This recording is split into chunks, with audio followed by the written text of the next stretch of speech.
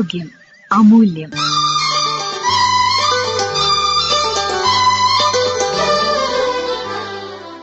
Sports injuries, ഇതേക്കുറിച്ച് സംസാരിക്കുന്നു Kozhikode Baby memorial ഹോസ്പിറ്റലിലെ senior consultant orthopaedic surgeon doctor Nikhil CS.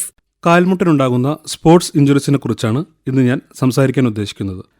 Fracture അല്ലാതെ മുട്ടിനെ ബാധിക്കുന്ന പരിക്കുകൾ സ്പോർട്സുമായി റിലേറ്റ് ചെയ്യുന്ന ആളുകളിൽ വളരെ സാധാരണമായി കാണുന്നതാണ്.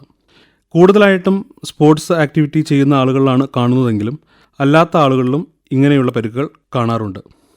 നമ്മുടെ തുടയെല്ലും മുട്ടിനു താഴെയുള്ള എല്ലും കൂടി വരുന്ന സന്ധിയാണ് കാൽമുട്ട്.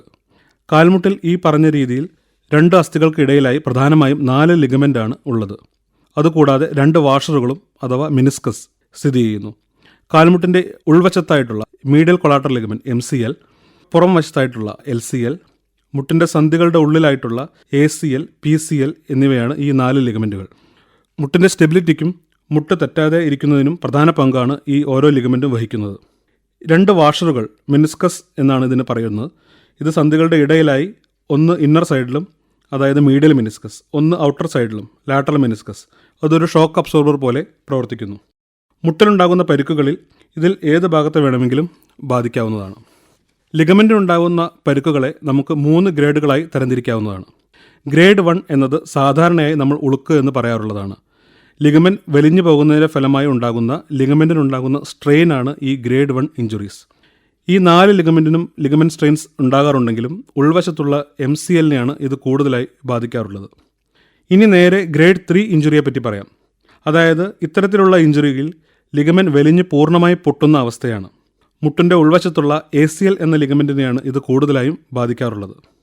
ഗ്രേഡ് 1ൻ്റെയും ഗ്രേഡ് 3യുടെയും ഇടയിലായി തീവ്രതയുള്ള ലിഗമെൻറ്റ് സ്ട്രെയിനാണ് ഗ്രേഡ് 2 ഇഞ്ചുറി എന്ന് പറയുന്നത്. ഇതിൽ ഗ്രേഡ് 1, ഗ്രേഡ് 2 എന്നീ ലിഗമെൻറ്റിനുണ്ടാകുന്ന പരിക്കുകൾ മിക്കവാറും കാൽമുട്ടിന് വിശ്രമം കൊടുക്കുക, ഫിസിയോതെറാപ്പി, അതേപോലെ മരുന്നുകൾ എന്നിവ വഴി പൂർണ്ണമായും സൗഖ്യമാക്കിയെടുക്കാവുന്നതാണ്. എന്നാൽ സാധാരണ അസ്ഥികൾ പൊട്ടിയ ശേഷം വീണ്ടും യോജിച്ച് വരുന്നതായി നമ്മൾ കാണാറുണ്ട്. പക്ഷേ ലിഗമെൻറ്റുകൾക്ക് ഇത്തരത്തിൽ വീണ്ടും യോജിച്ച് വരാനുള്ള കഴിവില്ല. അതുകൊണ്ട് തന്നെ ഗ്രേഡ് 3 ഇഞ്ചറിയുള്ള ലിഗമെൻറ്റുകളുടെ പ്രവർത്തനം പഴയ പോലെ ആക്കിയെടുക്കുന്നതിന് മിക്കവാറും ശസ്ത്രക്രിയകൾ തന്നെ ആവശ്യമായി വരാറുണ്ട്. ഞാൻ നേരത്തെ സൂചിപ്പിച്ച പോലെ കാൽമുട്ടിൻ്റെ സ്റ്റെബിലിറ്റിയാണ് ഈ ലിഗമെൻറ്റിൻ്റെ പ്രധാന ധർമ്മം. അതിനാൽ തന്നെ ഇത്തരത്തിൽ ലിഗമെൻറ്റ് പൊട്ടുന്നത് മുട്ടിൻ്റെ സ്റ്റെബിലിറ്റിയെ ബാധിക്കുകയും മുട്ട് ഇടയ്ക്കിടയ്ക്ക് തെറ്റിപ്പോകുന്നതിനും കാരണമാകുന്നു. ഇത്തരത്തിൽ ഇടയ്ക്കിടെ തെറ്റിപ്പോകുന്നത് പരുക്കുകൾ വരുന്നതിനും അസ്ഥികളുടെ അഗ്രഭാഗത്തുള്ള തരുണാസ്ഥി അഥവാ കാർട്ടിലേജ് ഡാമേജ് ആകുന്നതിനും കൂടാതെ മെനിസ്കസ് കീറുന്നതിനും കാരണമാകുന്നു. അതിനാൽ തന്നെ ഇത്തരത്തിൽ ലിഗമെൻറ്റ് ഇഞ്ചുറീസ് ഡയഗ്നോസ് ചെയ്തു കഴിഞ്ഞാൽ നിങ്ങൾ ഉടനെ തന്നെ ഒരു അസ്ഥിരോഗ വിദഗ്ധനെ കാണിച്ച് ചികിത്സ നേടുക. സാധാരണ എക്സ്റേയിൽ ലിഗമെൻറ്റ് ഇഞ്ചുറികൾ കാണാൻ കഴിയാറില്ല. അതിനാൽ തന്നെ MRI ആണ് ലിഗമെൻറ്റ് ഇഞ്ചുറി കണ്ടുപിടിക്കുന്നതിനായിട്ടുള്ള ഇൻവെസ്റ്റിഗേഷൻ. ഡോക്ടറുടെ നിർദ്ദേശപ്രകാരം ആവശ്യമെങ്കിൽ താക്കോൽദാര ശസ്ത്രക്രിയയിലൂടെ ഇത് നമുക്ക് പരിഹരിക്കാവുന്നതാണ്.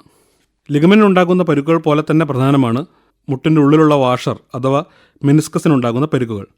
നേരത്തെ സൂചിപ്പിച്ച പോലെ 2 അസ്ഥികൾക്കിടയിലായി സ്ഥിതി ചെയ്യുന്നതിനാൽ മെനിസ്കസിനുണ്ടാകുന്ന പരിക്കുകൾ കൂടുതലും സന്ധികളുള്ള വേദനയായിട്ടാണ് പ്രകടിപ്പിക്കാറ്. അതുപോലെ തന്നെ ഈ കീറിയ വാഷറുകൾ അഥവാ മെനിസ്കസ് സന്ധികളുടെ ഇടയിൽ കുടുങ്ങി കാൽമുട്ട് ലോക്കായി പോകുന്ന ഒരവസ്ഥയും ഉണ്ടാകാറുണ്ട്. MRI തന്നെയാണ് മെനിസ്കസ് ഇഞ്ചുറീസ് ഡയഗ്നോസ് ചെയ്യുന്നതിനും സഹായിക്കുന്നത്. ഇത്തരത്തിൽ മെനിസ്കസ് ഇഞ്ചുറി കണ്ടുപിടിച്ചാൽ ഡോക്ടറുടെ നിർദ്ദേശപ്രകാരം തുടർ ചികിത്സ നേടുക.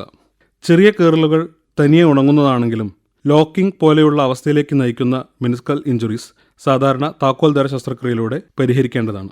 സ്പോർട്സ് ഇഞ്ചുറീസ്, ഇതേക്കുറിച്ച് ഇതുവരെ സംസാരിച്ചത് കോഴിക്കോട് ബേബി മെമ്മോറിയൽ ഹോസ്പിറ്റലിലെ senior consultant orthopaedic surgeon doctor Nikhil CS.